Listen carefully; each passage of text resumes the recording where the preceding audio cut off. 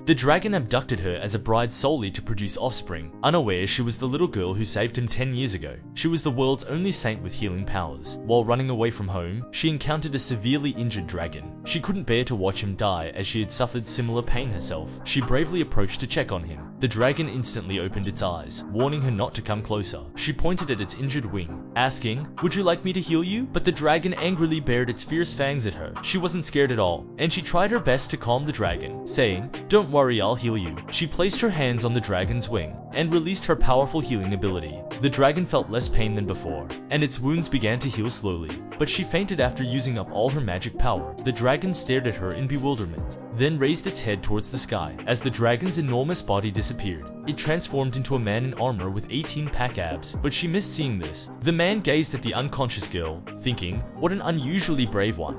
In her daze, she felt someone speaking and gently lifting her up.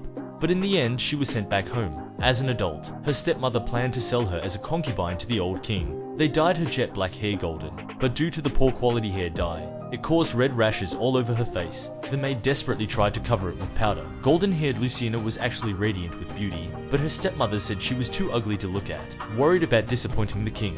Her stepbrother jumped in to reassure his mother. "I've prepared precious jewels as her dowry. They're dug up from graves so no one will know." But they didn't know he had excavated an ancient dragon's tomb. Just then, the roof of their house was blown off. Lucina quickly went to check the situation. Unexpectedly, outside had turned into a terrifying inferno. Countless dragons were breathing fire everywhere. People were frantically fleeing in all directions. The city gate was instantly punctured. Leading them was a masked man, but when their eyes met, Lucina crouched down in fear to hide. Thus, she missed seeing the handsome face behind the mask. "How dare you insult the ancestors of the tired dragon clan? Not one of you will be spared." At his command, the dragons breathed fire even more fiercely. The stepmother, terrified, quickly raised a white flag to surrender. Lucina took advantage of the chaos to escape quietly. She planned to hide in the stone tower first, then climb over the wall to escape when no one was around. But unexpectedly, to save herself, her stepmother gave her away. "Wait, I have a noble and beautiful daughter. She's so beautiful even the king wants to marry her. How about I give her to you?" The man seemed quite interested after hearing this, because she learned that the old king and King Tyre were mortal enemies. "Where is your daughter now?" Meanwhile, Lucina was struggling to climb down the 100-meter castle. She wanted to take this opportunity to escape. Suddenly, she heard the sound of flapping wings. Just as she looked up, she was grabbed by two giant claws. The giant dragon brought her before the king. After putting her down, the man saw her appearance clearly. He couldn't help but sneer. "She doesn't look that beautiful. I guess that old king has a peculiar taste for ugly women." But her eyes shone like stars in the night sky. He instantly remembered the little girl who saved him 10 years ago. She had the same kind of eyes, but this woman had golden hair. So he concluded she wasn't his savior. "Are you satisfied with my daughter? Give me a few more days. I'll make her even more beautiful for you, your majesty." Suddenly, a long spear was at her throat. The man gave her two choices: either become his companion or disappear along with everyone in this castle. She didn't want to die, so she finally agreed to marry him. The man suddenly leaned in and asked her name. After hesitating for a moment, she told him. "Lucina in Bryan language means moon. The name suits you. I will cherish you." After saying this, he announced they would hold the wedding right there. He found a priest to be their officiant. After the wedding, he told the priest to inform the old king that his new bride had been taken away by his enemy, Håkon. If the old king heard this news, he would surely be furious enough to spit blood. The priest tremblingly performed the vows for the two. Håkon, seeing how dismal the wedding atmosphere was, ordered someone to go pick some wildflowers. He handed the gathered flowers to Lucina. "Though the venue isn't great, we should still have some ceremony, right?" She hurriedly reached out with trembling hands to accept the bouquet. "You look much better now. Let's begin then." The priest stammered through the wedding vows for the newlyweds. "Now the groom may kiss the bride." Hearing this, Lucina shook like a sieve. He glanced at the frightened little rabbit beside him, bent down and embraced his bride. She just stared at him blankly. "Close your eyes." Then he slowly leaned in. The man seemed reluctant to let go. Unexpectedly, Lucina fainted the next second. He couldn't help but find it amusing. He picked up his sleeping bride and mounted his horse. "Since they're my wife's relatives, I'll spare their lives for now." With that, he left with Lucina. When she woke up, she found herself in a carriage. The subordinate quickly reported this good news to his king, but when she made eye contact with her new husband, she couldn't help but shiver. To take care of her, Håkon ordered to stop and set up camp. He came to Lucina's carriage and asked if she was feeling better. Much better. He reached out his hand to take her to eat something. However, she said she wasn't hungry. "I'll just stay in the carriage." But her growling stomach betrayed her. Fly was exposed on the spot, causing her to blush with embarrassment. This made the man burst into hearty laughter. "At least come out to warm yourself by the fire." He gave her an out. Lucina no longer refused. She took Håkon's hand and got off the carriage. After dismissing his subordinates, he invited his wife to sit in his tent. As soon as they sat down, he took off his own cloak and thoughtfully draped it over Lucina to keep her warm. Lucina felt a warmth in her heart. Hawkins handed her a fragrant piece of bread. At the Baron's house, she only ate moldy, stale food. She couldn't help but greedily inhale the bread's aroma. However, in Hawkins' eyes, this behavior was interpreted as, could she be worried that I've poisoned the food? Seeing the man's expression change, she hurriedly stuffed the bread into her mouth. The deliciousness of the food shocked her taste buds. It was so good, even her hair seemed to stand on end. Then she began to devour it ravenously. The man told her to eat slowly. Be careful not to choke. He thoughtfully handed her a cup of fresh goat's milk. In the castle, she had to work all day just to get some crumbs to eat. But here, she could eat delicious food without doing anything. When he asked about her age, because her mouth was busy, she could only hold up 2 fingers to him. This is way too young. So he started cursing the old king for his unethical deeds. Not only did he send people to kill young dragons, but he also caused him to lose his only brother. Do you regret not being able to marry the old king as a concubine? She quickly shook her head. He just hadn't expected that. Not only did she not cry or make a fuss, but she eagerly asked him what kind of place Tyre was. There are rumors that Tyre is a barbaric land, but it's not actually like that. You'll know once you get there. Seeing she had finished eating, Hawken handed her another piece of bread. Perhaps living with him would be better than in that house. The man told her to bear with it for now. When we get back to the palace, there will be proper food. But for her, the bread was already the most delicious thing she'd ever eaten. This made Hawken wonder, is a noble lady so easily satisfied? Lucina ate 10 pieces of bread in one go. Her stomach was full and she felt very satisfied. After she finished, he told her to go rest.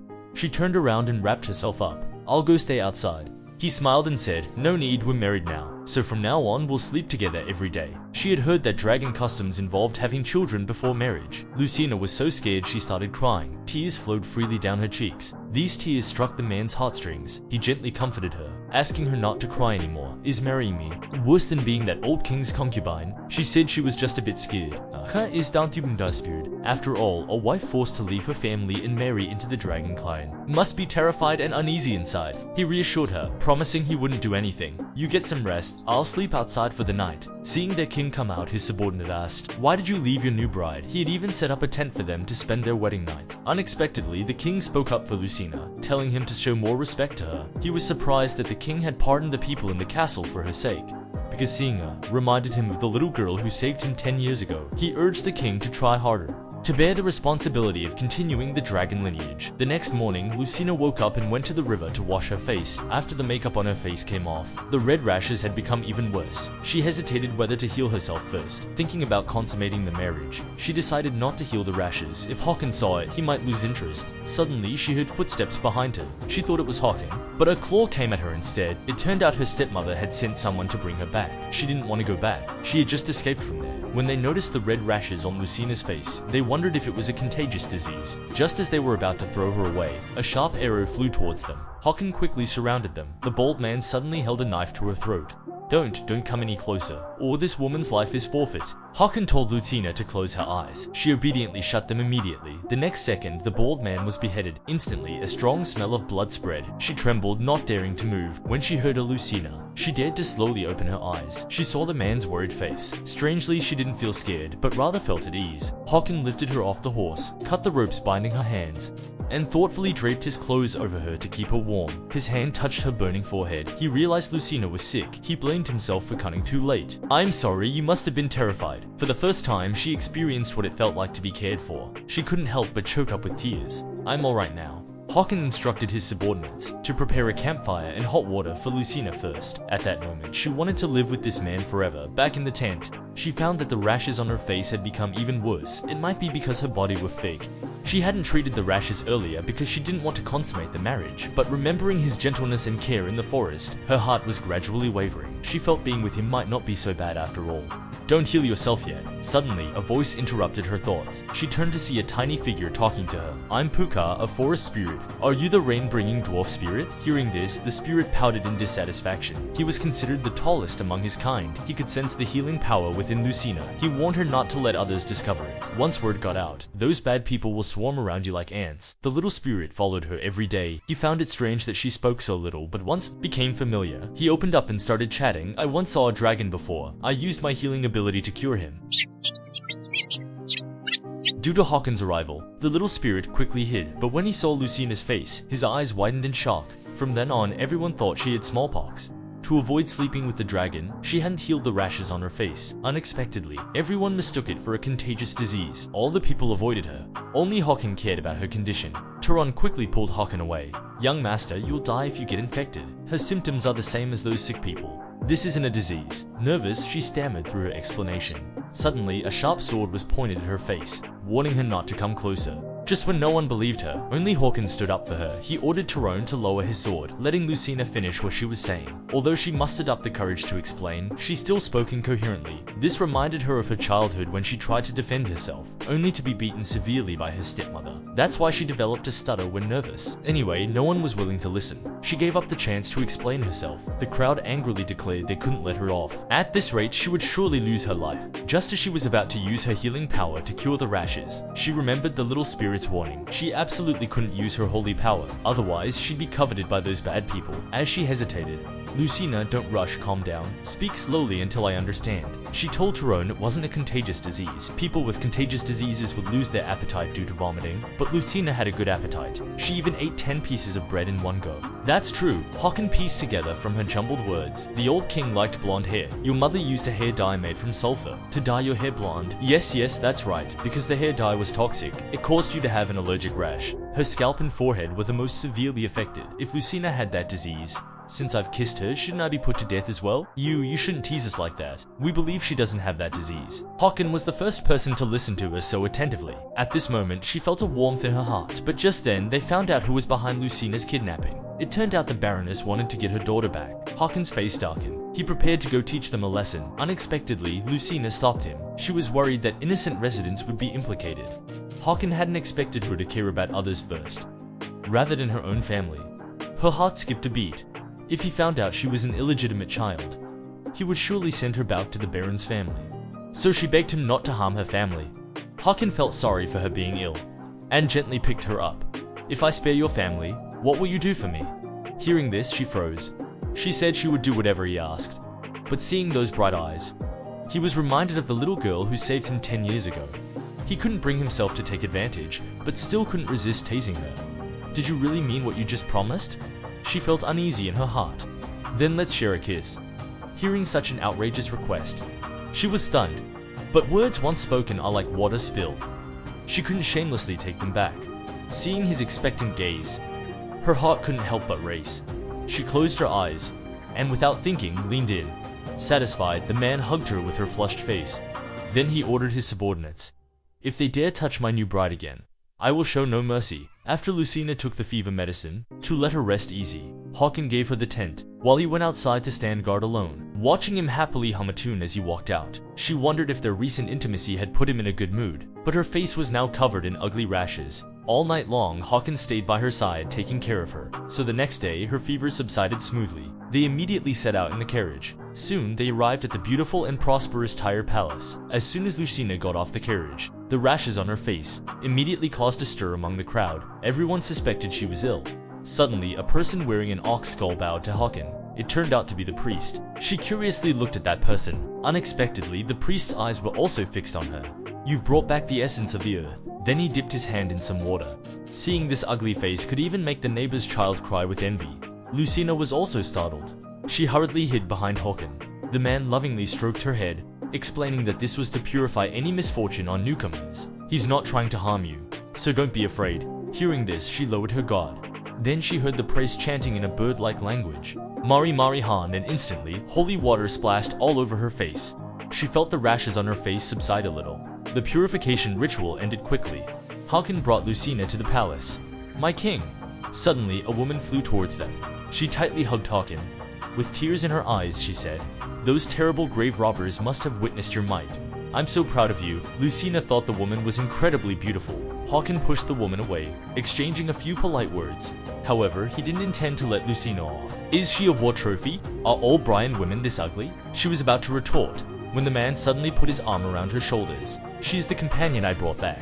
At this, the woman's face turned sour. He announced on the spot that if Lucina bore his children, she would become the queen. "My king, are you serious? Do you know this woman has sulfur pus on her body?" Unexpectedly, Hakan looked worried, first asking about her health condition. It turned out the hair dye was fading. Hakan discovered her original hair color was silver, but she persisted.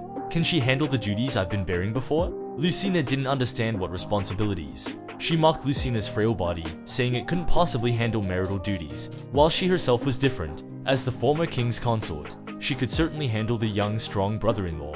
Håkon called over a young maid, Titi, telling her to focus on serving Lucina from now on. New to this place, she was curious about everything. Titi answered all her questions. She finally understood that the duty Garrett mentioned was bearing children. Only by giving birth to 99 dragon children could she officially become queen. Since coming into contact with the holy water, not only did the hair dye fade, but even the rashes on her face subsided somewhat. So she eagerly asked the young maid to bring more holy water. She quickly ran off to prepare it. At that moment, a snow-white bird flew towards her. She couldn't help but reach out to stroke it. Surprised, she found it was a talking bird. It was a chattering chickadee.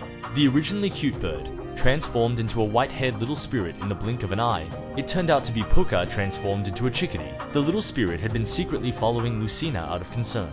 When he saw that she had followed his advice and hadn't used her healing power, he finally felt relieved. She confided in the little creature, saying that compared to living in Velk, she liked it better here.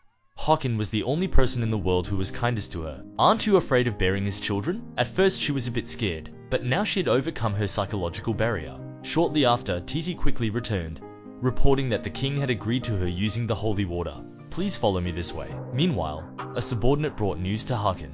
It turned out that 10 years ago, dragon slayers came to kill their young dragons. To protect everyone, his brother sacrificed his own life, so he went to seek revenge. Filled with anger, unexpectedly during the pursuit, he was shot by a poisoned black arrow. On the verge of death, he was saved by a black-haired little girl. If it wasn't for her, he wouldn't have been able to return alive. At that time, he only noticed that her face was not only swollen, but her clothes were also tattered. She must have been a commoner's daughter, but those shining black eyes were still vivid in his memory. They were very similar to Lucina's bright eyes, but she had jet black golden hair. The seed of doubt had been planted in his heart. He immediately ordered his subordinates to investigate Lucina's identity, to find out if she was really the Baron's biological daughter. As a noble lady, her relationship with her family was very distant. Having just finished giving all his orders, he was eager to take a relaxing hot spring bath. Hearing this, he hesitated, wanting to say that Lucina was also there, but he decided against it, choosing to give his king an unexpected surprise. Meanwhile, under the blessing of the holy water, Lucina's jet black golden hair faded, revealing her original lustrous silver hair. She surfaced from the water, letting out a comfortable sigh. Not only had the poor quality hair dye been washed away, but even the rashes on her face had disappeared. Moreover, her skin was now more bouncy and delicate than before. Unexpectedly, she heard footsteps at that moment. To her surprise, it was Håkon.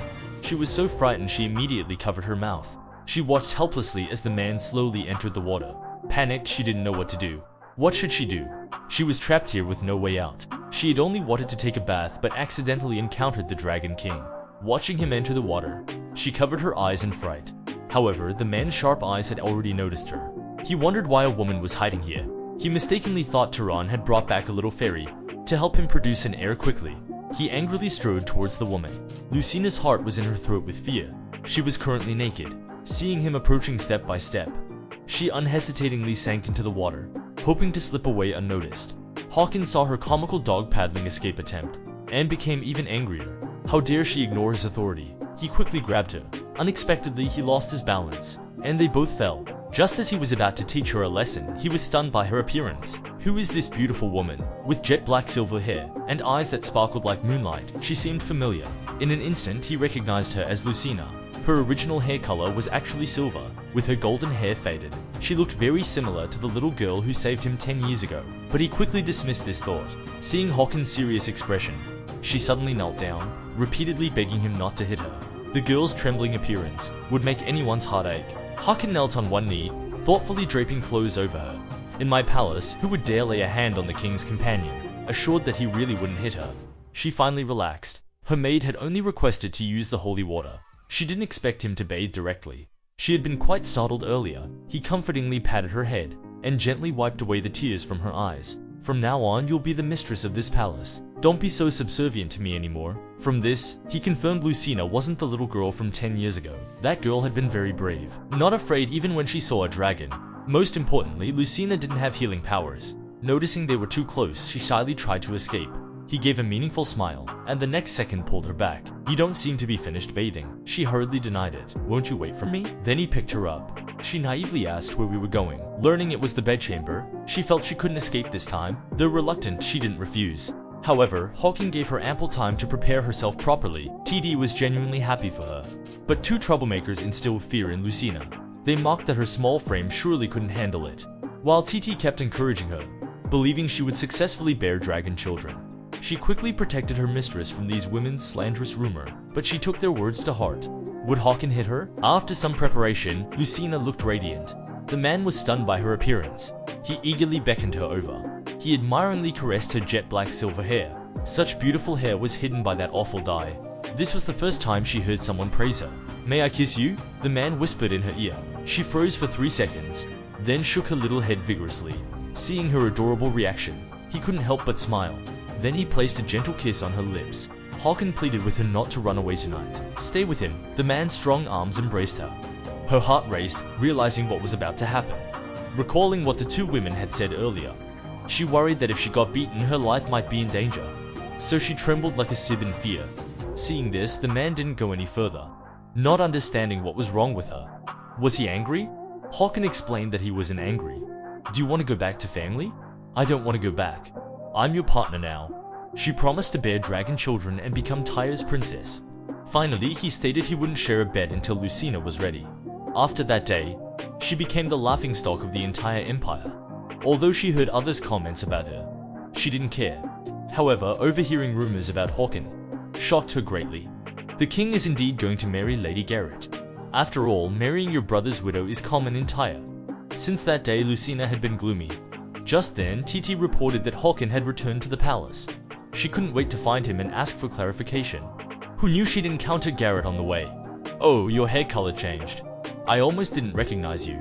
Upon learning that Lucina was coldly treated on her wedding night, Garrett couldn't be more arrogant. She even mocked Lucina's small frame to her face, suggesting she'd better run away now. But Lucina didn't understand the meaning behind her words. Seeing this, Garrett gleefully told her the truth. The Tyre Palace is a graveyard for women. Few can survive bearing the dragon's fortune. Just then, Hawking appeared and interrupted. Garrett enthusiastically approached to chat. Unexpectedly, she was directly ignored by the man. His eyes were only on his wife beside him. Lucina, come here. The holy maiden will die after giving birth to 9 dragon children. But she's not afraid at all, he even looks excited. In the dragon clan, whoever gives birth to dragon children will definitely become the queen. But ordinary women can't bear the dragon's fortune. He and Lucina haven't shared a bed yet. On one side is his most beloved person. On the other is the continuation of the dragon clan. Since his brother's sacrifice, the burden of protecting the dragon bloodline fell on him. The clan members always try to match him with his sister-in-law. But now he's very sure he doesn't like Garrett. Unable to withstand Tyrone's daily urging. Frustrated, he snuck into Lucina's room late at night with alcohol. She was surprised by Hawking's arrival, after holding back for many days. At this moment, seeing his long-missed wife, he finally couldn't bear it anymore. He cupped her face and kept looking at her. The more he looked, the more he liked her. He couldn't help but give her a French kiss. Surprisingly, this time she wasn't scared. She even responded passionately. But she stopped at the crucial moment. Are you really prepared to sacrifice for Tyre? Although not very clear. What concerned her more was this question. Do you think I'm cute? Isn't that obvious? Everyone thinks you're cute. This was the first time she heard such words. The atmosphere between them gradually escalated. Just as they were about to go further, who knew her mind was filled with rumors about Hawking and his sister-in-law. Maybe he and Garrett have done these things too. Thinking of this, she suddenly pushed him away. The man was instantly bewildered. He asked in confusion. She mustered up the courage to ask the question hidden in her heart. Do you like Garrett? They all say you're going to marry her.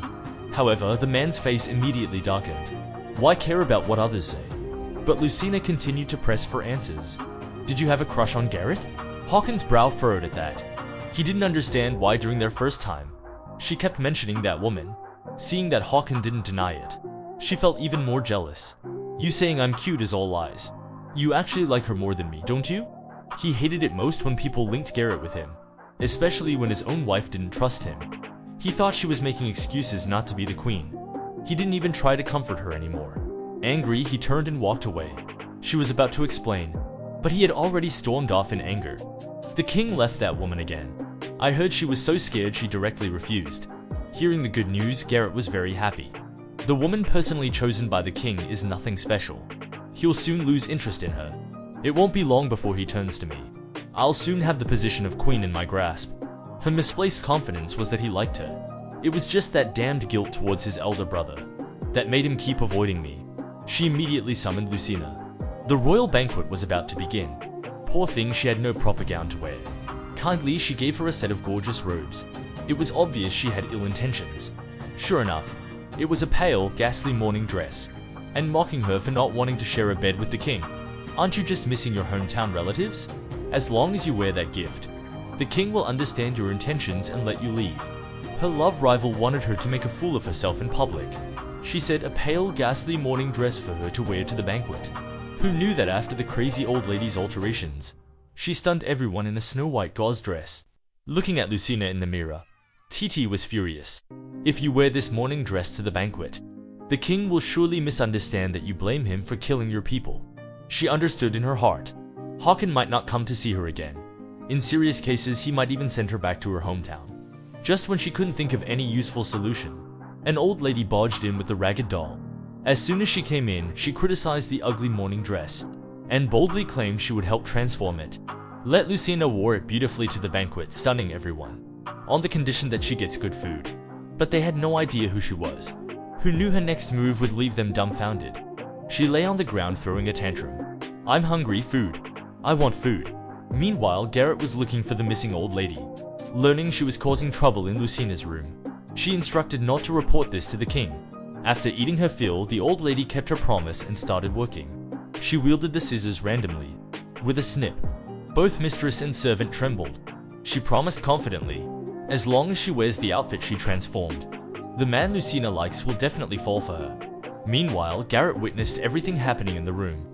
She was gleefully schadenfreude, not believing a crazy old lady could turn such an ugly morning dress into anything decent. When Lucina put it on, she covered herself up tightly. Is this really appropriate? TT tried her best to pull off the blanket.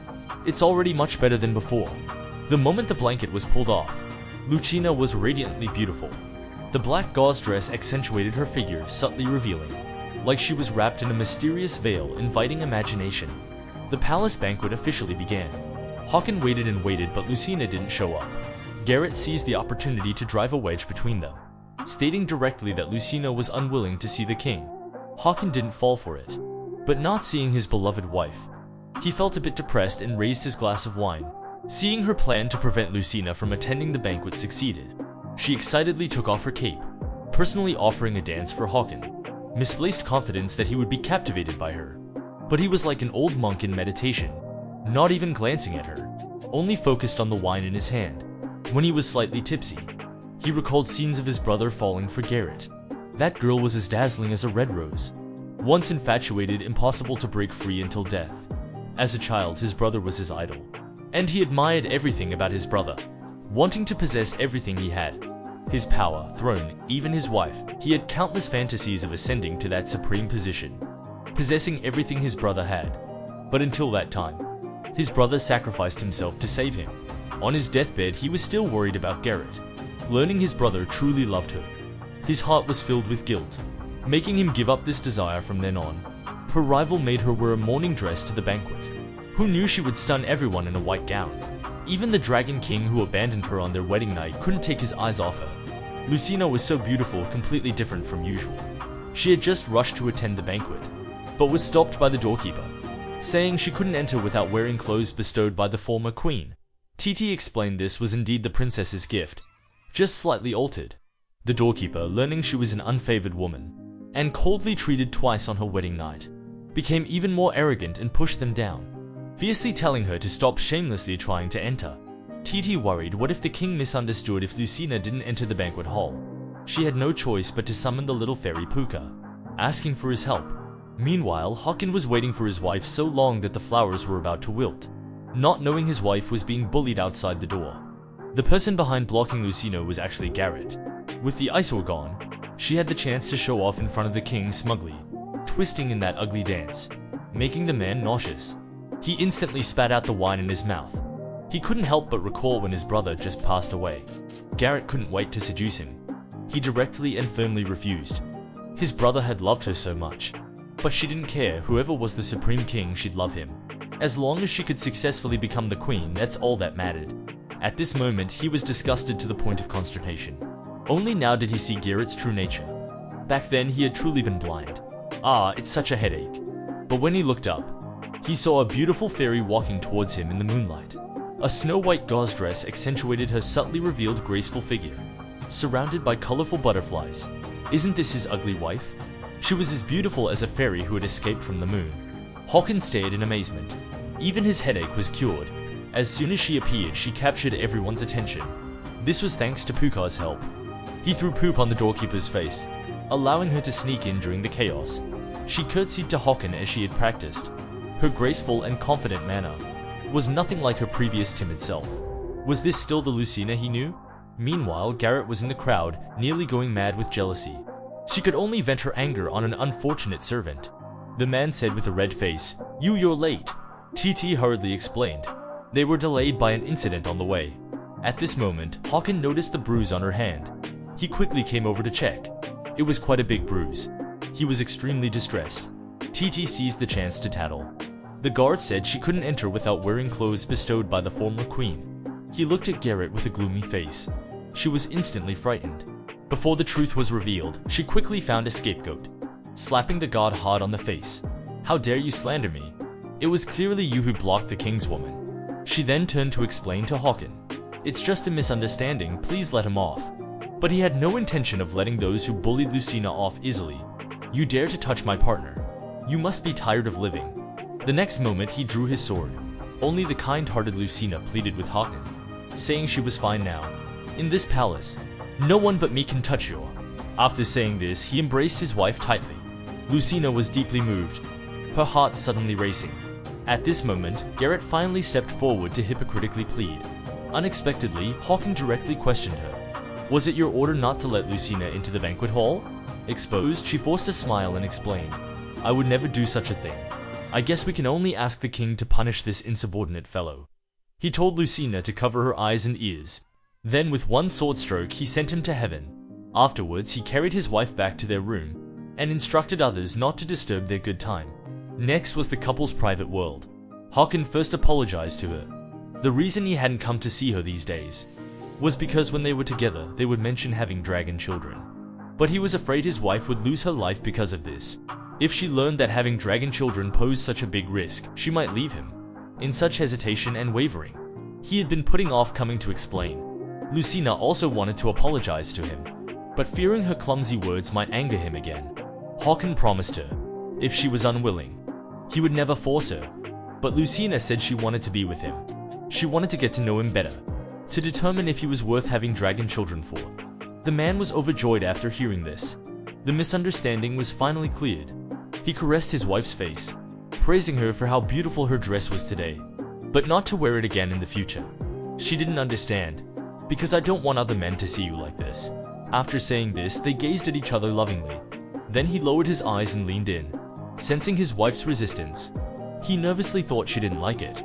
"That's not it, I just want to talk with you properly today." He smiled and agreed, finding his wife's little punches very cute. Then they sat down face to face, starting to talk about life and dreams. She first poured herself a drink, mustering up courage to start asking questions. "How old are you?" "About 27 in human years." Hawkins seriously answered his wife's question. "I want to know what you like." "Of course it's you." This man, why doesn't he answer the question properly? Annoyed, she poured herself another drink. He suggested playing a small game of question and answer. "If you don't want to answer, drink instead." Who knew the first question he asked was, what type of man she liked? She instantly froze on the spot. He gave examples of a few types. Good physique, wealthy, gentle, and affectionate. Hawkins fit all of these criteria. Does she have to directly say she likes him? In the end, she chose to down the drink. Next, it was Lucina's turn. She returned the question to him. "What kind of woman do you like?" Warning him to answer honestly, no cheating. He had always wanted to find a woman who only loved him, not because of power or status. Through this method, they learned a lot about each other. Now Lucina, through daily training, could smoothly converse with others in the palace. "Great," Hawkins praised, patting her head, completely opposite from her previous timid appearance.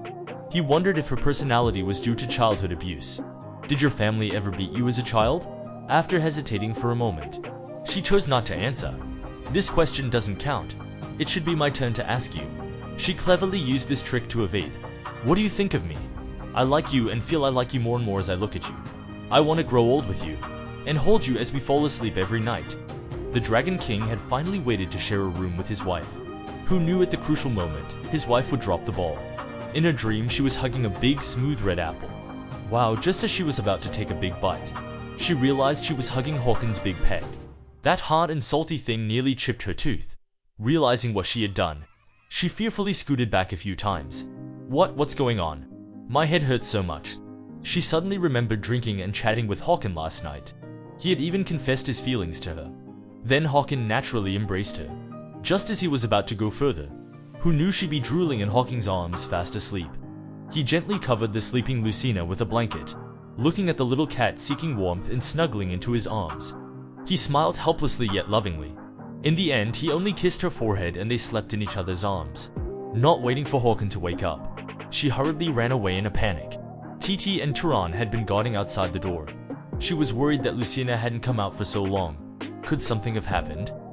Turan quickly interrupted when he heard this. Just then Lucina stumbled out. The two immediately rushed over to greet her. Are you alright? TT, don't shout so loud. I'm in so much pain. Hearing this, she became even more nervous, asking where it hurt, and how it hurt. It's sore and painful. I can barely walk. That must too many times. But these two misunderstood. The innocent girl thought they meant the wine. Indeed, it was many times. 3 or 4 times, I think. Hearing this, the two became even more excited. So many times and you're still alive. Lady Lucina, you're amazing. The Dragon Clan is finally saved. We must serve well the lady who will bring prosperity to the Dragon Clan. Please be careful of the stairs. Meanwhile, Garrett learned that Lucina had stayed in the king's chambers all night. She was so angry her mouth twisted, while Hawkins woke up humming happily. His whole being was radiant, looking just like a man immersed in love. Narcissistically looking at his perfect 18-pack abs in the mirror, he boasted to Turan. Lucina praised me for not only having a good body but also being handsome. By the way, she was really amazing last night. Not only as beautiful as the moon goddess, but also as brave as a warrior. Turan happily shed tears.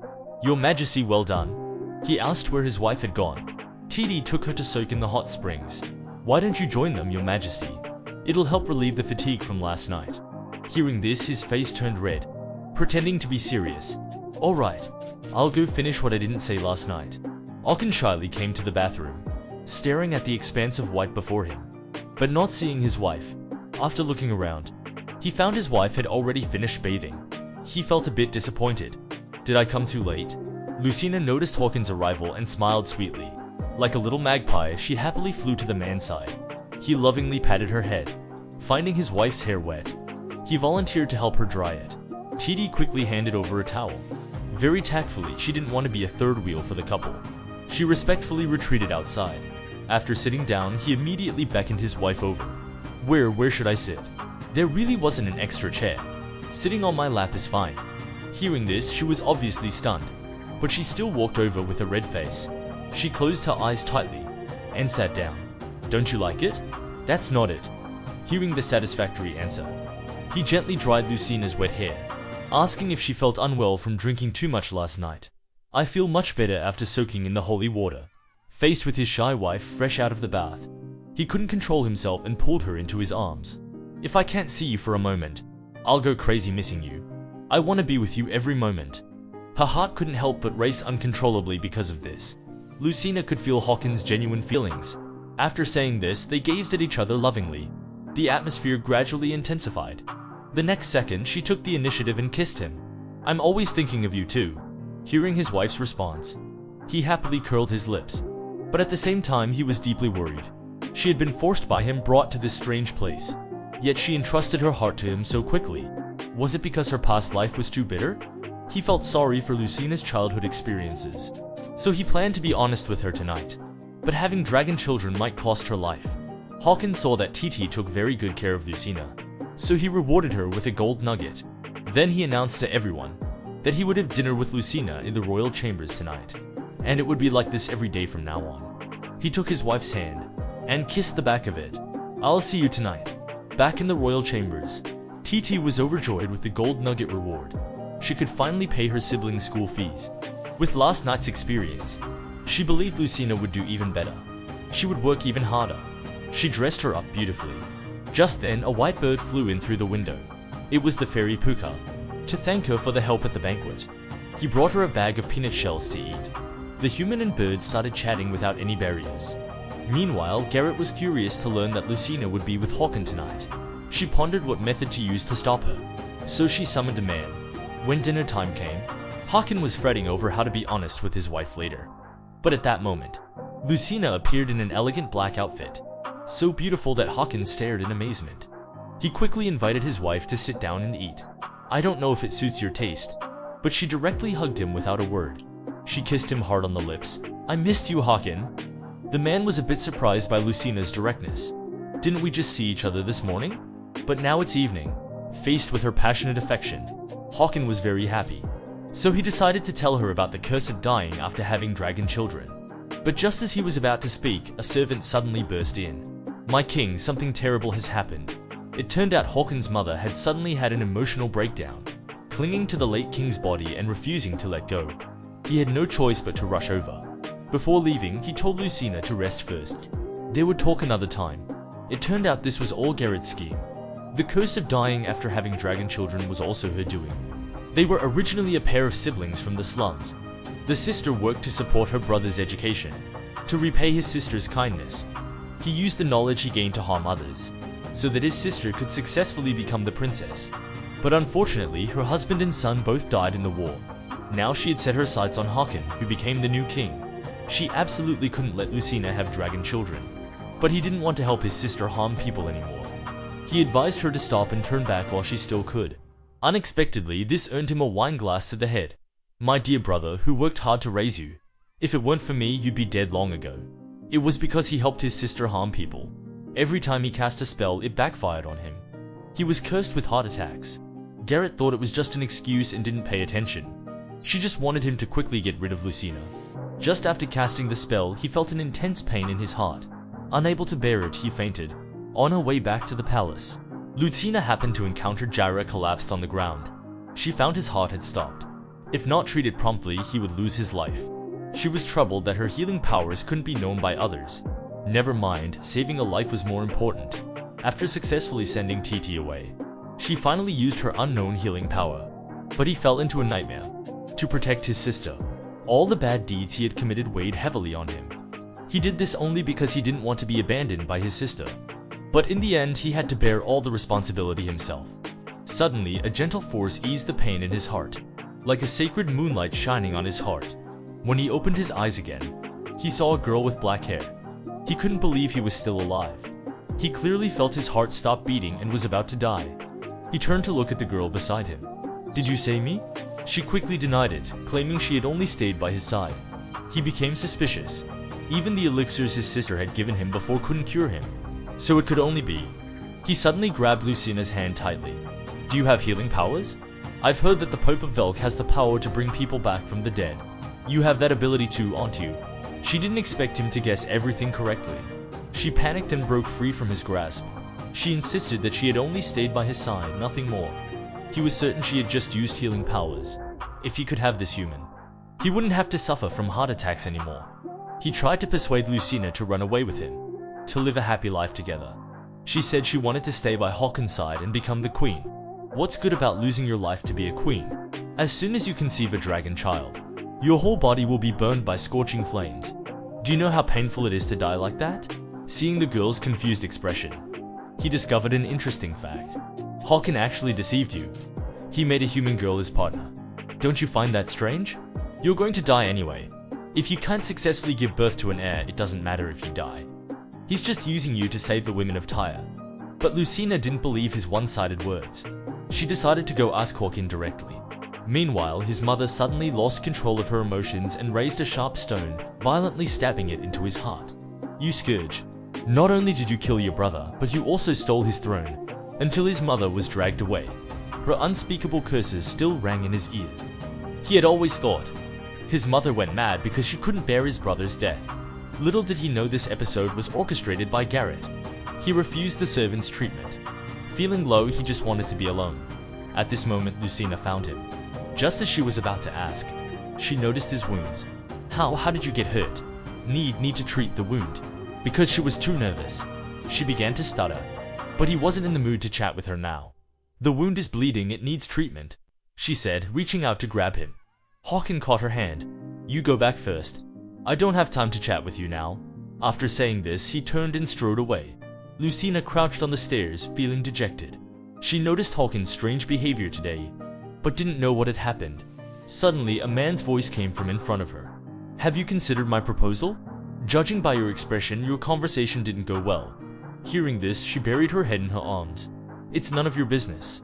Despite her cold response, he didn't leave. Instead, he shamelessly sat down beside her. With such powerful healing abilities, you're still willing to have children for a man who's using you. She angrily rebuked him for speaking ill of Hakan. You don't know him at all. Hakan was the first person to seriously listen to me. He even praised me for being cute and beautiful. I can do all these things for you too. As he said this, he moved closer, his face flushing. He started spouting cheesy pickup lines. Lucina, you're very beautiful and cute. From the moment you saved me, you became the holy maiden who redeemed me. I will protect you forever. Be with me. But hearing the same words from him, she didn't feel the same heart-fluttering sensation as with Hakan. She quickly stood up and moved away from Jaira. Hakan is still bleeding. She was really worried. I need to go see how he's doing. The man here is drunk as a skunk. All because his mother stabbed him. Everyone unanimously wants to send her to Fire Valley. But she's his beloved mother. How could he bear to do such a thing? He won't listen to reason. He points his sword at Tehran, threatening to cut him down if he doesn't leave. When Lucina arrives, she sees Hakan lying unconscious, his forehead burning hot at least 90 degrees. Heartbroken, she wipes away the tears from the man's eyes. Even if he's really using her, she doesn't want to see him hurt and bleeding again. To save her husband, the saint stops pretending to be foolish. This is also the first time she uses her hidden healing power to treat the man. In his coma, Hakan dreams of falling into the forest with severe injuries 10 years ago. No matter how hard he tries, he can't stand up. Luckily, a little girl appears and saves him. When Hakan wakes up, he finds that the wound on his chest has mysteriously healed. He's very shocked. At this moment, Tehran arrives with the priest. They're surprised to find that the king's wound has already healed. He asks everyone with confusion. Only then does he learn that the priest didn't treat him last night. And Tehran didn't use holy water to clean his wound either. A wound from a black magic dagger couldn't possibly heal in half a day. Could this be some kind of miracle? Just as everyone is puzzled, Hakan asks the nearby guard, who else came to his chamber last night? Lady Lucina came last night. So what he saw was in a dream. If it was really Lucina who healed him, then she must be the girl who saved him 10 years ago. He can't understand why she deliberately concealed it. Is it because she's afraid of trouble? He never imagined that the savior he had been searching for was right before his eyes. Unable to control his excited heart, he unconsciously comes to her palace door. But the voice from inside makes him pause. It's his mother's voice. It turns out TT borrowed a book about the dragon race from the priest. It's very beneficial for Lucina, who will become the future queen. If it's a book about dragons, maybe they can find in it the curse about dying after giving birth to dragon babies. But after flipping through a few pages, she realizes she's illiterate. She can't recognize a single word. So she asks TT nearby. These are ancient characters used by the dragon race. I can't read them either. Just as the two are in a dilemma, an old lady opens the door and comes in. Oh my. This is the book I wrote. My Boki learned to read through this book. Lucina looks at her with admiration, surprised that the old lady is so capable. Watch carefully, I'll teach you. Didn't I tell you? Soon you'll be able to read like your brother. Is he dreaming? How could his mother smile so kindly, and even gently call him by his nickname, Adu? My name is Lucina, not Boki. Why are you looking for someone called Boki? At this moment, Hakan suddenly jumps out and interrupts them, confused. But why is his imprisoned mother appearing here? Lucina explains to him. It's the old lady teaching her to read. She's the one who helped her at the last banquet. But she seems to be looking for someone. The old lady hears Hakan's name, and seems to come to her senses. That's right, Hakan, I've been looking for you. How could I have hurt you? She says with teary eyes, lowering her head in guilt. Who knew that the next moment her eyes would gradually lose consciousness? Meanwhile, Garrett receives news. The old lady is now with the king. It's the perfect opportunity to act. So she threatens Jaira to take action. But he's unwilling to cast black magic on Aether again. She's already mentally unstable. Doing this might cause her to never wake up again. She's the one who opposes Hakan and my remarriage. I absolutely won't let her off easily. She finishes with a hard kick at him. If you don't want to see her die immediately, do as I say. Forced, he tremblingly drops a drop of black blood onto the magic array. The black magic curse is immediately activated. Looking at Lucina before him, her eyes lose focus and fall into an illusion. She sees a black-haired, white-haired woman drawing a bow, attempting to harm her son. Suddenly enraged, she rushes towards Lucina like a madwoman. Die. His wife's face is disfigured, and the one who did it is his own mother. Håkon is completely devastated. He could tolerate his mother hurting him, but he can't bear her harming Lucina in the slightest. He never thought the old lady who was fine just now would mistake Lucina for the black-haired witch. Imagining her drawing a bow to kill his son, to protect her son, she raises the feather blade and charges forward with all her might. At the critical moment, fortunately, Håkon behind her stops her. He hurriedly catches his falling wife, full of worry about her condition, but her cheek is still scratched. Seeing this, the man is heartbroken. You poisonous woman who hurt my son. I'll kill you to avenge him. His mother still can't stop cursing. His anger suddenly surges in his heart. Isn't hurting me enough? Even though she stabbed him yesterday, he still continued to respect and tolerate her. But now she won't even spare the person he loves most. Håkon's rationality finally breaks completely. Gods, take the criminal to Fire Valley. For the crimes of attacking me and hurting my consort, she must be severely punished. This is the first time she's seen Håkon hurt and crying. He composes himself, and turns to instruct TT to call the priest to treat Lucina. He promises her that this will never happen again. Afterwards, Håkon issues a gag order. From now on, all records of the criminal aider will be sealed. It's forbidden to talk about her. Violators will be severely punished. However, Jaira wakes up from the spell-induced coma and overhears the maid's gossip. Realizing something big has happened in the palace, he tries to get information from them about what exactly happened while he was unconscious. The maid replies that the king has issued a gag order, then hurriedly flees in fear, leaving him completely confused. Suddenly, a pair of pitch-black hands grabs his clothes. I have something to ask you. It turns out to be Lucina, so the two find a secluded spot when no one is around. Do you know who the woman Håkon ordered to be sent to Fire Valley is? She had TT go inquire about it, but due to the gag order they learned nothing.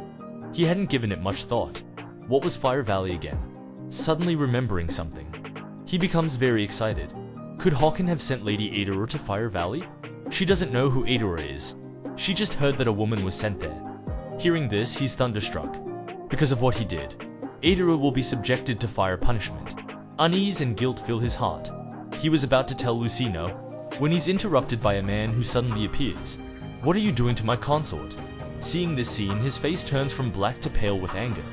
The two of them are startled. Jaira stutters that. Unexpectedly, the other man strides forward and grabs his collar. Like picking up a little chick. You dare lay hands on my consort. You must be tired of living. If there's a next time. Lucina hurriedly steps forward to stop the enraged man. It's not what you think. Looking at the person who almost lost his life, she tells him to go back first. She needs to talk with Håkon, after he respectfully retreats. You ask what we were just talking about? It's about dying if you sleep with a dragon, to protect Tyre's women. So you kidnapped me to be a scapegoat. Sleeping with a dragon will lead to death. That's why the Dragon King never dared to tell his wife, afraid she would really leave him if she knew. But Lucina finally learns this secret, mistakenly thinking Håkon chose to kidnap her as a scapegoat, to protect Tyre's woman. He tries his best to explain to Lucina that he never intended to hide it. But when he sees his wife crying with a trembling voice, stopping her from sobbing and wiping her tears, it makes his heart ache even more. This is the first time he's seen his wife cry so sadly. At a loss, not knowing how to comfort her, Lucina avoids his outstretched hand. I don't want to talk to you right now, she says and runs away crying. He doesn't even have the courage to chase after her. He can only watch her walk away. He's already used to women fleeing from him, but being rejected by her causes unbearable pain in his heart. Lucina is the first person to smile brightly at him, willing to get close to him, bringing him warmth. It turns out he has unknowingly fallen deeply in love with her. Lucina runs out crying, while Jaira has been waiting outside. He directly says that Aedera, who was sent to Fire Valley, is Håkon's birth mother. Although her life isn't in immediate danger, her old and frail body won't last long. He knows how to enter Fire Valley, and plans to team up with Lucina to rescue Aedera. He hands her a key. He'll cast a spell on the guards at the door, making them fall asleep.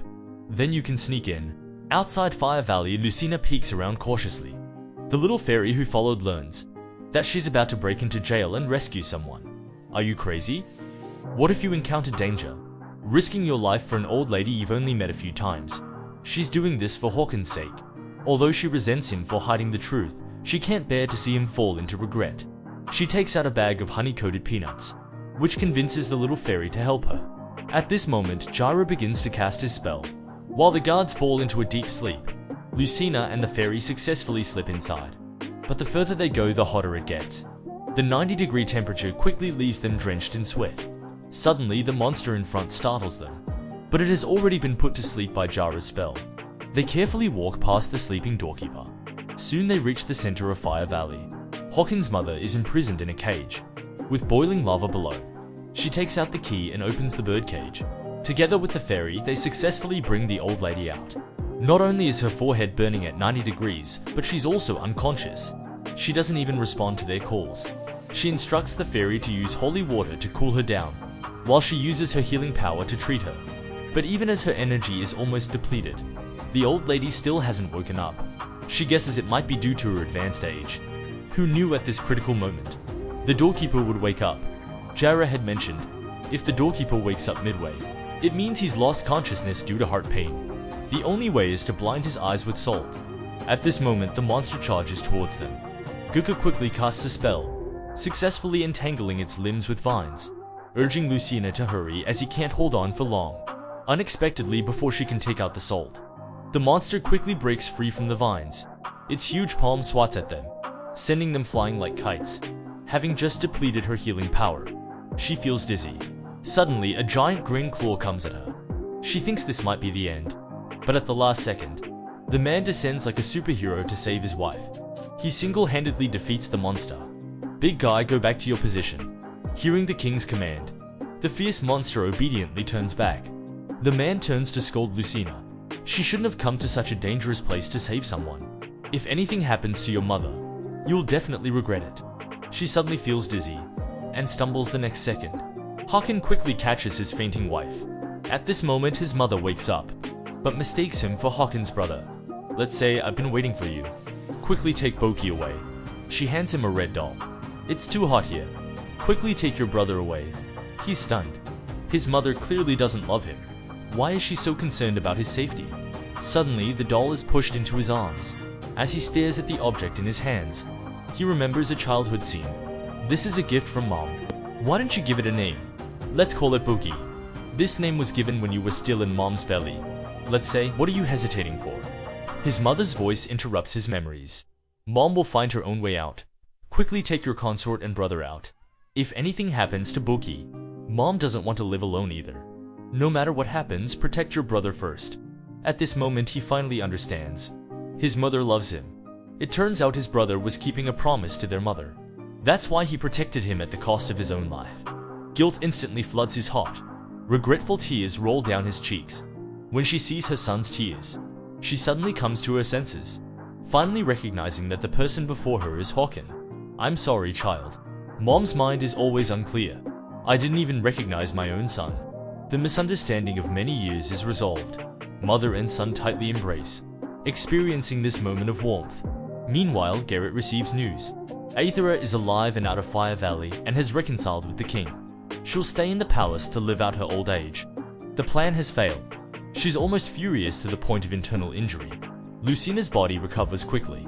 Hawken sincerely thanks her. If it weren't for you saving my mother, I would have regretted it for life. Even now, when he thinks about it, his hands still tremble uncontrollably. She comfortingly holds the man's small hand, gently saying a few words of comfort. He hugs his wife tightly, telling her not to do such dangerous things again. If I lose you, I'll fall into the abyss too. Through this incident, she realizes, although I hate that you hid things from me, I still don't want to see you sad, even if it means risking my life. I just want you to be safe and sound. Hearing his wife's heartfelt confession, the man is very moved. But when he hears her say she wants to bear dragon babies for him, his jaw drops in shock.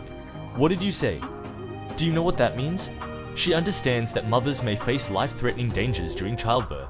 Aethera and Garrett were able to safely give birth to dragon babies, and with her healing power, she might have an even easier time than others. This time she's determined.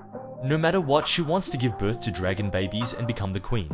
Ignoring Hawkins' earnest persuasion, she pushes the man down and pounces on him fiercely. Then she actively seals his lips with a kiss. She pounces on the Dragon King.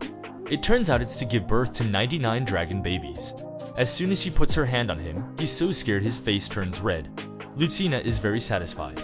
Next is the belt, with just a light pull. He's so startled he jumps up. Wait a minute.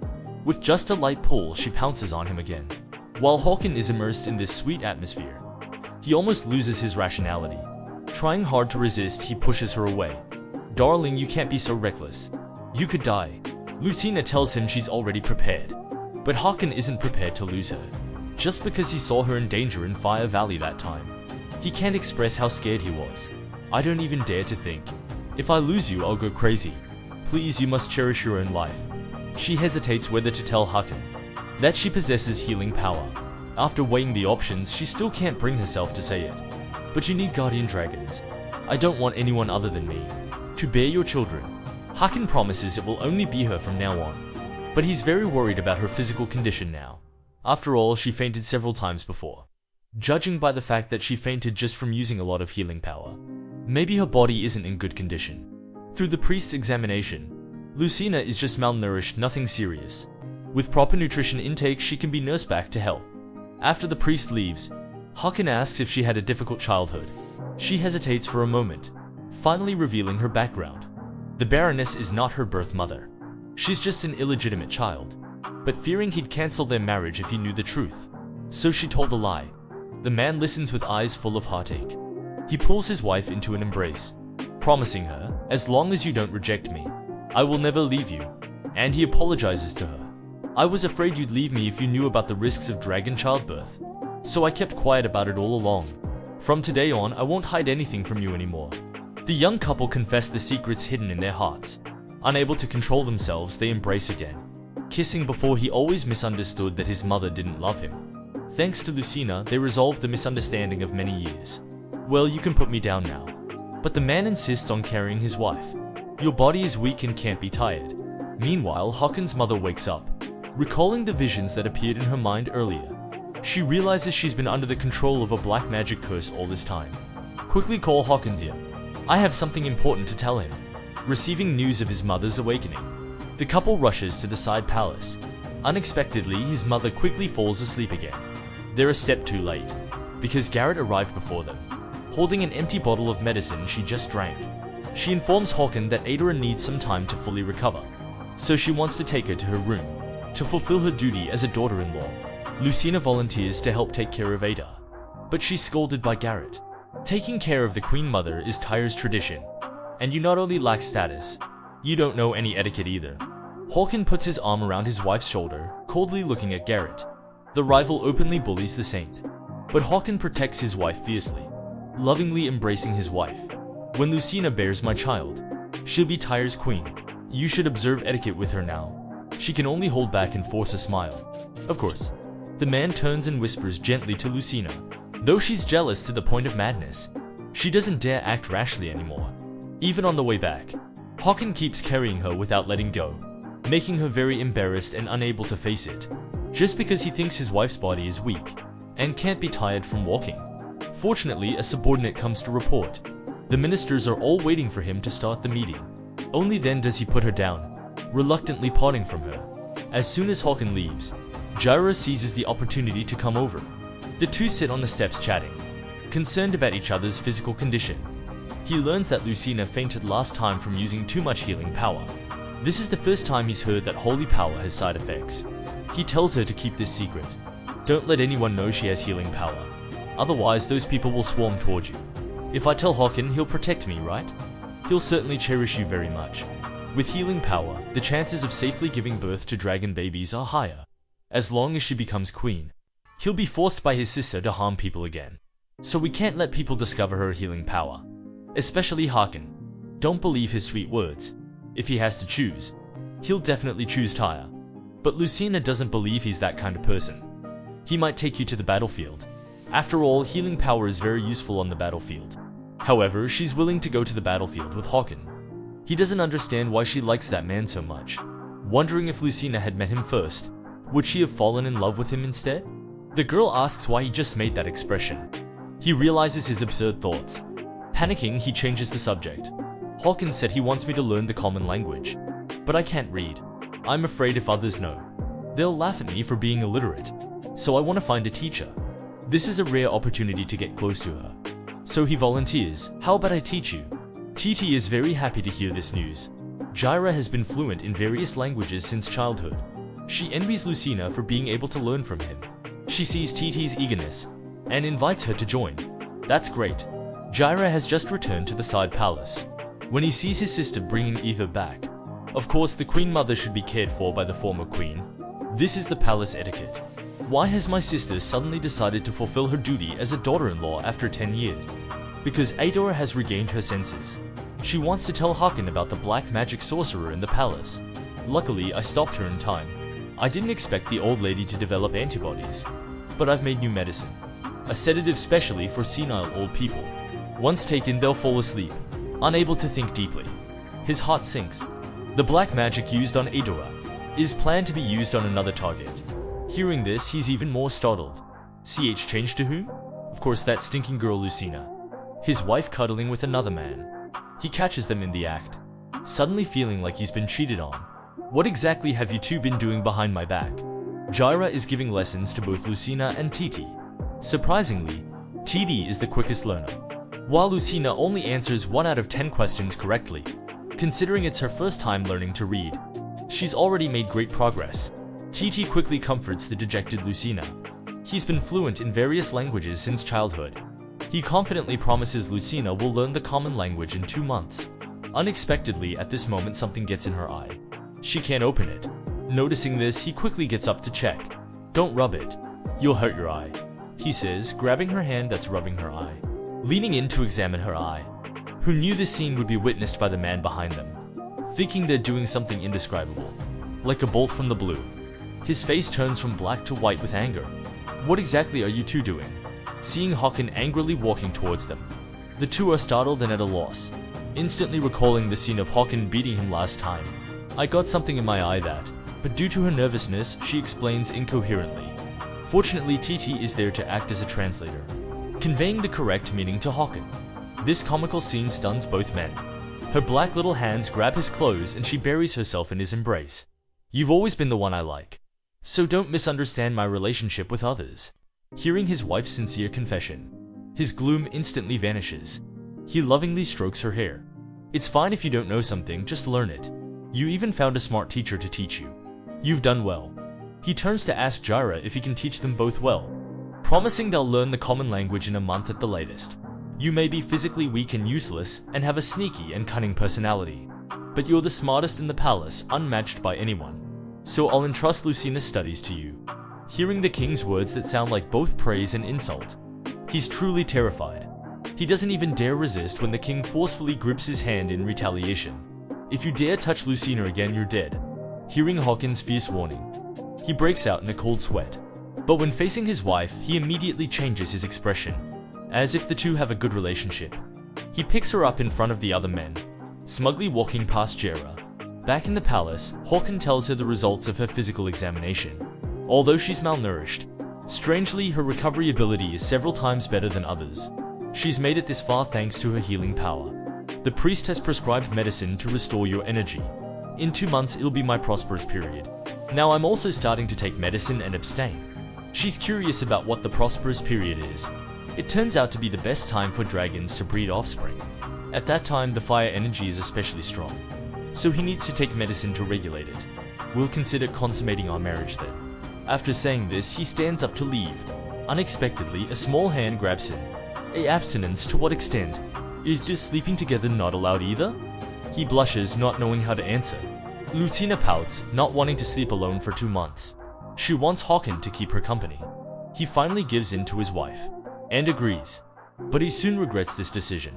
It's the couple's first time sharing a bed. The man just wants to sleep innocently, but his wife isn't behaving at all. She's freely teasing him, not only pouncing into his arms, but even reaching out to hook his fingers. Can I hold your hand?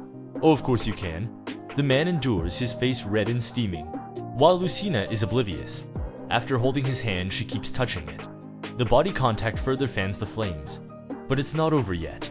She clutches the blanket and asks softly, then kissing is okay too, right? His wife's bold question stuns him. Before he can react, Lucina quickly leans in. His wife's sweet, soft lips almost make him lose control. He mentally chants, no, no, no. But he still can't resist her enthusiasm. Immersed in this tenderness, because of the approaching prosperous period, his desire is now several times stronger than usual, driving him to pin Lucina down. Looking at her pure eyes like moonlight, rationality finally triumphs over desire. He quickly jumps off the bed away from her. Let's sleep in separate rooms for these 2 months. It's better for both of us. The fire energy is strongest during the prosperous period. To avoid hurting Lucina, he can only do this. Even kissing is forbidden. What? Even this little pleasure is taken away. What about holding hands? That's not allowed either. She protests. Are we just going to look at each other's faces for 2 months? Yes, that's the only way we can safely get through this. She doesn't want that. If kissing and holding hands aren't allowed, what's the point? Seeing his wife crying with tears streaming down, Hawken can't bear it.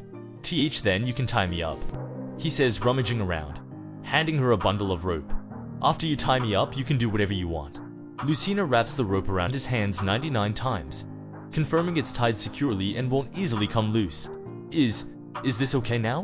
Getting his consent, she finally starts doing as she pleases. But with any physical contact, he finds it hard to bear. Not only is his breathing heavy, but his heart is beating faster and faster. Just as Lucina regretfully thinks it's over, unexpectedly the man suddenly breaks free from the ropes and pounces on her. Realizing he's lost control, he hurriedly jumps up. Get me iron chains, the kind that even a dragon can't break. This makes her burst into silvery laughter. Hawken is fuming. I'm about to die from holding back, and you're still laughing. Meanwhile, Garrett is forcing her brother to cast a black magic curse on Hawken. She heard from the priest that Hawken's prosperous period is coming soon. During this time, he'll be quite unstable. While his fire energy is strong, he'll also be more irritable, even with medication to control it. An accident during intercourse would be perfectly normal. Then she can replace Lucina as queen. This is the last time you'll help your sister. Afterwards, you can leave the palace and go wherever you want. This is a chance to escape his sister's shadow. But he thinks of a better plan. One that won't hurt Lucina, but will separate them. So this time we'll change the curse method. This candle is made with my blood. As long as it's used, even if I lose consciousness from heart pain, the curse will still be effective. Then why didn't you use it before? He leaned down and told a dark secret. Garrett smiled at that. To break up the young couple, the wicked sister-in-law teamed up with her brother. They tampered with Hawken's room, aiming to make him hallucinate and despise Lucina. This way the sister could become the queen, and the brother could get the girl he desired. A maid brought Hawken medicine to ease his prosperous period. He drank it, thinking he'd be more in control today. He fidgeted with the vibrant, fragrant flowers on the table, sure that Lucina would love them. Little did he know the lit candle nearby was cursed. Chira's handiwork. Puka, the little fairy, learned that last night to practice abstinence. Hawken had chained himself up to sleep. He couldn't help but roll on the floor laughing. Because Lucina possessed the Earth's essence, so she appeared physically weak. If she bore Hawken's fire-natured dragon child, her essence would stabilize. Really? She sat up excitedly. But during pregnancy, her healing power would protect the baby. So she couldn't use it temporarily. It would return after giving birth. Why didn't you tell me earlier? She angrily punched the little fairy. You didn't ask. Now she wanted to tell Hawken about her healing power. He wouldn't need to take that bitter medicine anymore. She arrived at his room. Hawken, I have something to tell you. But she didn't notice the man's unusual state today. As soon as he saw the person he loved, the black curse activated immediately. He roughly grabbed her delicate hand. She instantly felt the pain in her wrist, wondering why he'd lost his usual gentleness. Before she could react, he pressed his lips to hers. His behavior made her tremble to the point of suffocation. Hawken quickly came to his senses. He struggled not to harm Lucina. Seeing his wife fearfully backing away, he instantly realized his abnormal state. To avoid hurting her, I'm not feeling well today. Let's not sleep together tonight. He didn't understand what was wrong today. Why did he suddenly do something to hurt Lucina? Was it because as the prosperous period approached, his fire became more intense and harder to control? She also sensed that Hawken was very strange just now. It's just a pity she couldn't tell him the good news. Seeing her tossing and turning, unable to sleep, TD suggested she go soak in the hot springs. It would help her sleep. She emerged from the water with delight. TT sat on the shore applauding. "You're so good at diving. I can swim too, wanna see?" She then demonstrated her dog paddle style splashing. Like a little puppy, so cute. Meanwhile, Håkon decided to soak in the holy water to calm his fire. He happened to see Lucina there. His wife's radiant, sweet smile was still so beautiful, even soaked in water. She was still as beautiful as a painting. Just as his heart started racing, a black mist enveloped him. It was Jara secretly casting the black curse.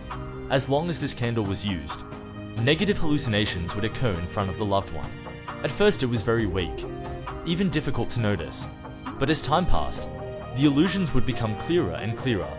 Just now it was clearly Lucina and TT, but it turned into her embracing Jara. Seeing his blood boiled.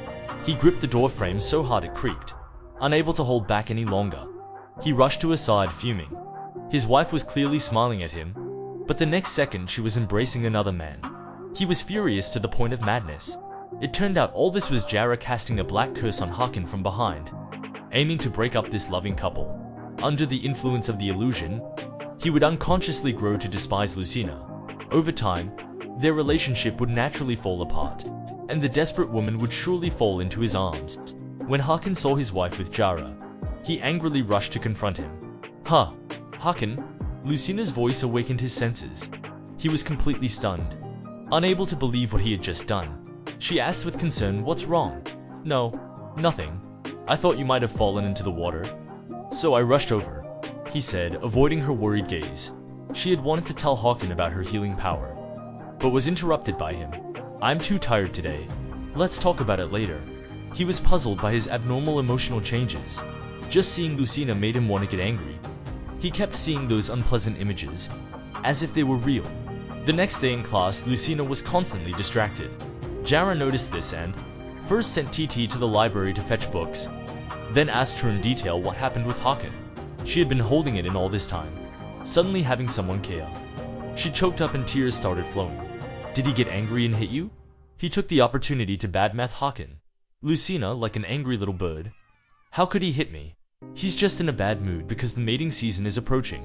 Jara suggested they shouldn't meet during this time. "But what if I miss him? You can write letters." That's true. She immediately started writing freely. She wrote her first letter. After finishing, she gave it to Jara to check. The man looked at it with a puzzled expression. "What kind of rubbish is this?" But in the end, he said it was perfect, well written, and should be sent as is. Hearing this, she was excited. Håkon still felt something was off lately. He called for a priest to examine him. The result was just the influence of the approaching mating season. The deeper the love, the stronger the reaction. But this result didn't put his mind at ease. After the priest left, a maid brought in Lucina's letter. He was surprised that his wife had written to him. Just as he was about to open it, the maid reminded him the candle had gone out. "Shall I relight it for you, sir?" With his permission, she lit the cursed candle. As soon as he opened the letter, he was stunned. This time it really looked like a dog scroll. Although there were many misspellings, it was filled with her thoughts of him. He couldn't help but smile foolishly as he read, as expected of Tyre's top calligrapher. The happiness of love filled his heart. He opened it again to read more. "Every night I think of you. Let me see what you're thinking about." As soon as the candle was lit, the black curse made him hallucinate. "I'm thinking about running away, holding hands with the one I truly love. All those words of love I said to you were lies. I hate and despise you. Even your mother wouldn't truly love a man like you." Those vicious words deeply wounded his heart. He fearfully shouted, "Stop! Shut up!" The guards outside heard the commotion and rushed in to check the situation. When Håkon came to his senses, he found the letter inexplicably torn to pieces. He couldn't remember why he had gotten angry just now.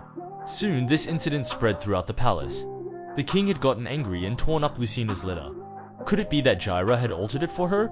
Because her deeply loving husband suddenly changed and got angry at her, and even tore up the letter she wrote him with his own hands. Little did she know, all of this was Jara casting a black curse on him behind the scenes. When Lucina learned that her letter had been torn up, she still couldn't believe Håkon would get angry over her poor writing. She decided to find him to clear up the misunderstanding. Meanwhile, Håkon was troubled by his recent abnormal state, always losing control and getting angry, but forgetting the reason for his anger moments later.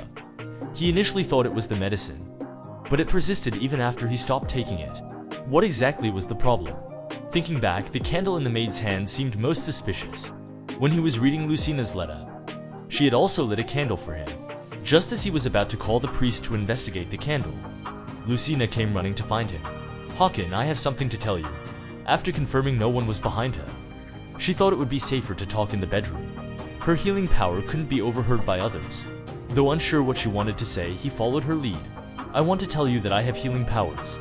You don't need to take medicine for the mating season anymore." As soon as he saw Lucina, the black magic took effect. The man who was fine just a moment ago suddenly turned gloomy. She had thought Hakan would be happy to learn about her healing power. The man's sudden change in expression puzzled her. The black curse quickly made him have negative hallucinations about Lucina. He saw her easily whispering in Jaira's ear, "I have healing powers, I can cure your illness." Seeing this, the man was furious. He glared at her angrily. "You said you only loved me. It was all lies. When did she lie?" She felt his state was very abnormal. Besides, it was just the two of them here. Haohen, Jiang Dong. However, the image of them being intimate and betraying him kept haunting his mind. The other person not only took away the woman he loved most, but also provoked him with a victorious, taunting gaze. His wounded pride finally snapped. In anger, he lunged at Jaira. Lucina watched in horror as the man charged towards her. Jaira, worried Hakan might hurt Lucina, had followed them. Just then, he heard Lucina scream from the room. What he feared had happened. Guilt instantly surged through him. He rushed in to check the situation. He saw her unconscious on the floor. To wake her husband from the hallucination, she once again used her sacred healing power. The man quickly came to his senses, but Lucina collapsed from exhaustion. Affected by the black curse, he had hallucinated, mistakenly thinking his wife had betrayed him. He angrily lunged to teach that arrogant man a lesson, not realizing he was directly hurting Lucina. When Jaira arrived, he found her already on the floor. He quickly helped her up to check her condition. "I don't know why Hakan became so strange. If I use my healing power, can I make her feel better? Using sacred power might work. But with Hakan's current state, Lucina would be in danger by his side." Seeing the two embracing, the man raged, "How dare you betray me? I'll punish you both." He lost control and grabbed Jaira, wanting to kill him. Seeing this, she was so anxious that tears welled up in her eyes. If this fight continues, both will be in danger. It might not work, but I have to try. "Hakan, please, wake up." Finally, she used all her healing power on him. Hakan felt a cool sensation, instantly breaking through the darkness that had enveloped him, gradually bringing him back to clarity. He slowly lowered his hand, gripping Jaira's collar. It actually worked. She immediately showed a joyful smile, but the next second she fainted from exhaustion. The man caught his falling wife. He looked at the woman in his arms with eyes full of heartache, wondering if Lucina had just helped him. Fortunately, she had only fainted and wasn't in mortal danger. He carried his wife back to their room. Just after he left, a maid took advantage of the moment to release a carrier pigeon with a message. The candles Hakan had asked the priest to investigate indeed contained evil spells. He ordered those candles to be disposed of immediately. He went to the separate palace to check on the unconscious Lucina.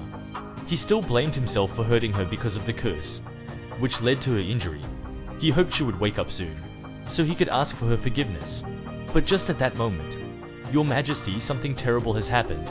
The young dragons are under attack." He rushed over with his subordinates. However, the enemy didn't intend to launch a large-scale attack. He realized they had fallen for the enemy's diversion tactic. It's a trap. Their target is the capital. Just as he was about to return, a knight in black armor appeared. "Little Spearhead, after 10 years. We meet again."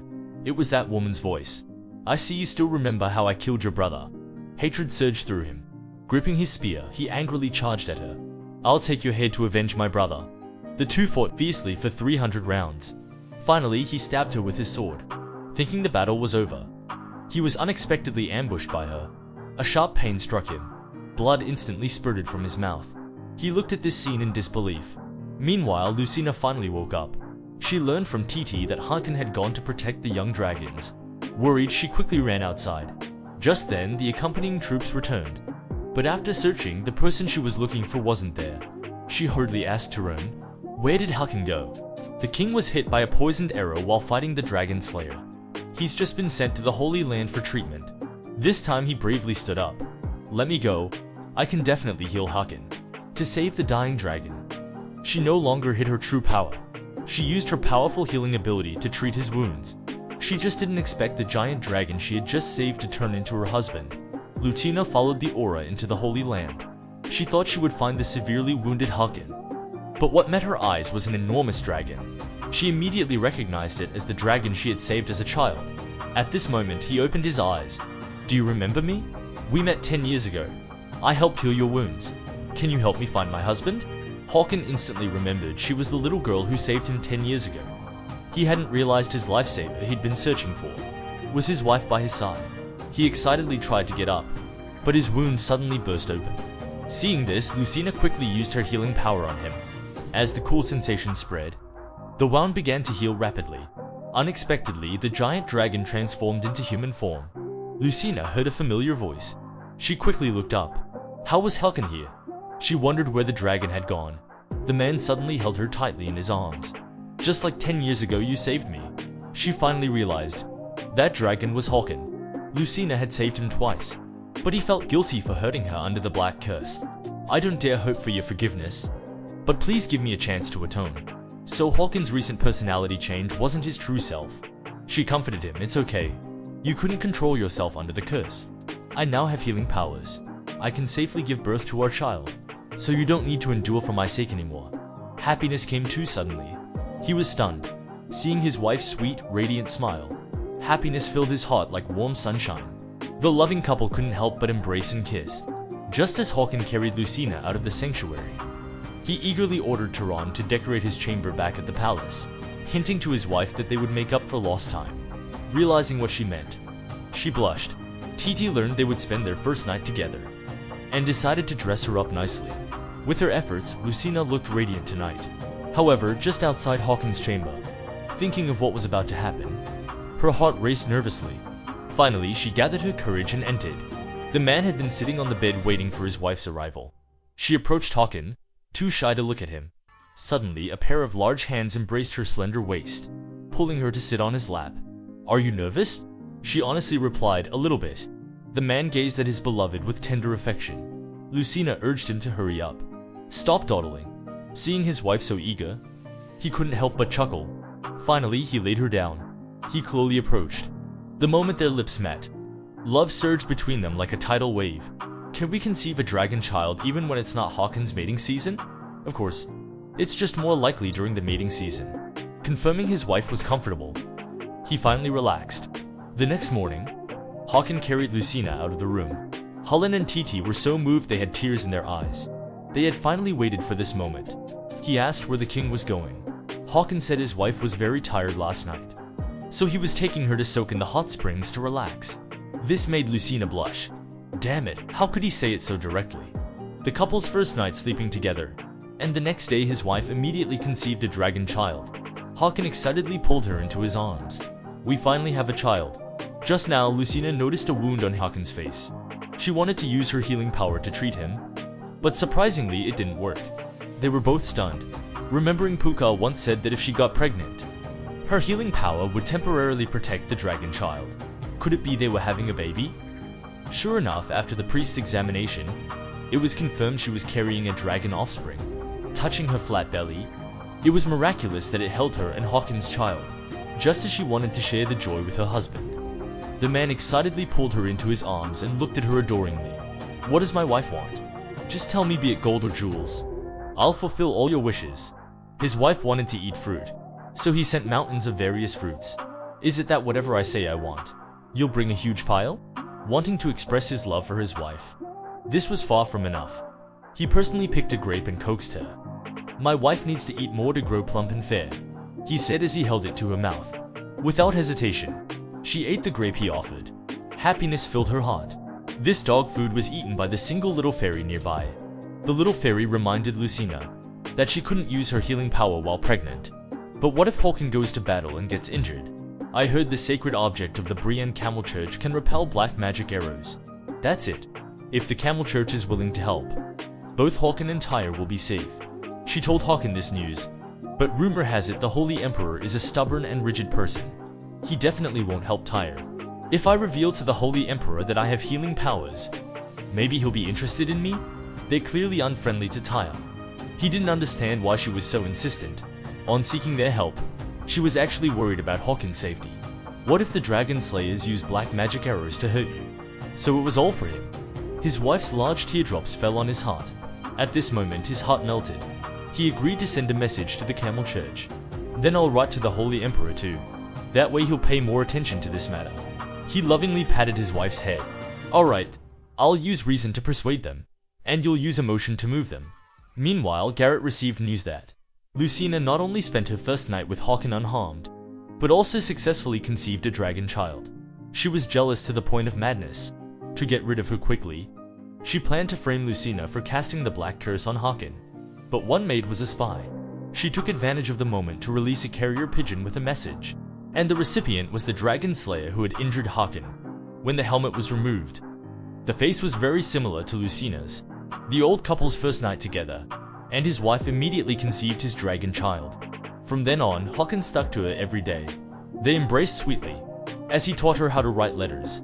He praised her writing skills, saying they had improved a lot. At this, she pouted. Was my writing that bad before? The man, with strong survival instincts, quickly comforted his wife. I meant your writing was super great before, and now it's even better. Hearing her husband's flattery, she immediately smiled. She wrote even more enthusiastically. But soon after, the restless man kept nuzzling her from behind. He deeply inhaled his wife's scent. It was all his wife's fault for looking so charming when focused, nearly making him lose control. Let's stop writing for now. Let's spend some time together. No way. We need to finish the letter and send it to the Holy Emperor quickly. Hearing his wife's firm rejection, Håkon immediately drooped his head. He could only compromise, asking her to chat with him while writing, caressing her belly. He marveled that their love had created a child inside. He asked a question most couples would. Do you prefer a boy or a girl? But Lucina asked him instead. Håkon hopes this baby is a girl.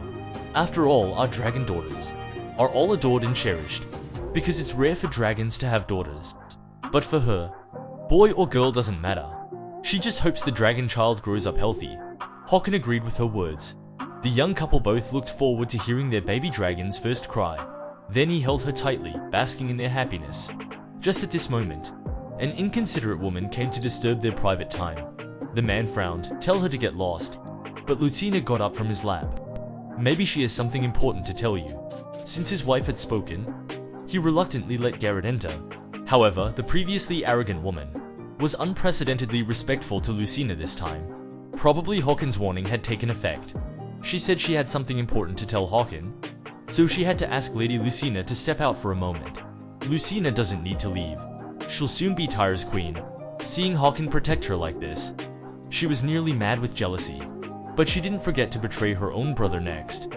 She reported that he was the mastermind behind Håkon's black curse. Throwing all the blame on him, she completely distanced herself from the incident. This was all Tyra's doing alone. Arrest him immediately. Lucina looked on in disbelief. Was it really all his doing? No matter how much they tortured him, Jara never implicated Garrett. In the end, Håkon could only tell Lucina the truth. He comforted his wife not to be sad, but he had to leave the palace for a week. He really didn't want to be apart from her. He even blamed the elders for pressuring him at the meeting. Don't worry about me. I can manage a week on my own. But Håkon's departure gave Garrett an opportunity to frame Lucina.